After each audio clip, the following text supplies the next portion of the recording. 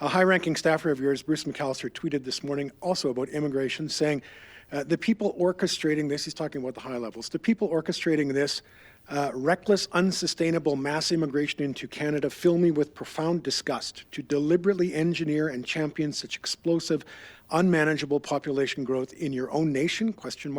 That's the height of civic irresponsibility. Then he went on later to say, does their contempt for Canada's core values and traditions drive them to flood our borders with millions from societies not built on the same foundations that have made us thrive?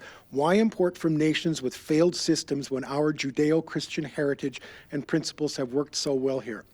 I called Mr. McAllister this morning to ask for clarification. He hung up on me, so I'm asking you.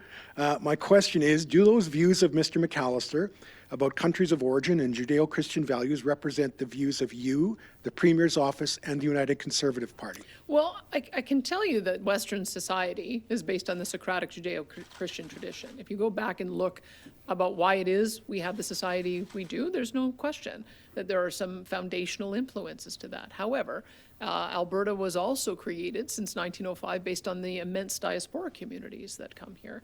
And one of the reasons why Alberta works so well historically is because when people arrive, they have a good paying job, have time to determine whether this is one where they want to put down roots and have a family. That is the pace that I think works not only for the newcomer to understand the new society they're moving to, but also to ensure that we've got the supports so that they have access to the healthcare and education and other social supports they need. That system broke in the last 4 years. There's no question about it.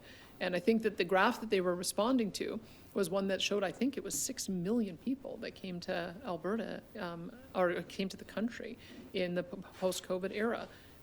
It's not just me saying it's unsustainable, it's the federal government saying it's unsustainable.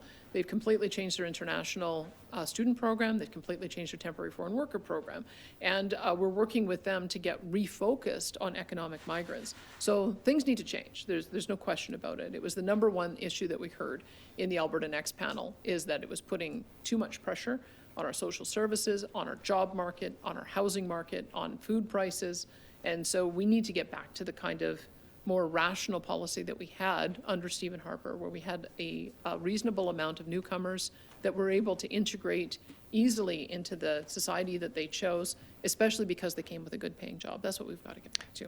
Thanks, Kevin. We're going to go to our next question. Honest, we have one question and follow answer up. the question. I know, Kevin. We got a few people in line behind you. Who'd like to get to the next question.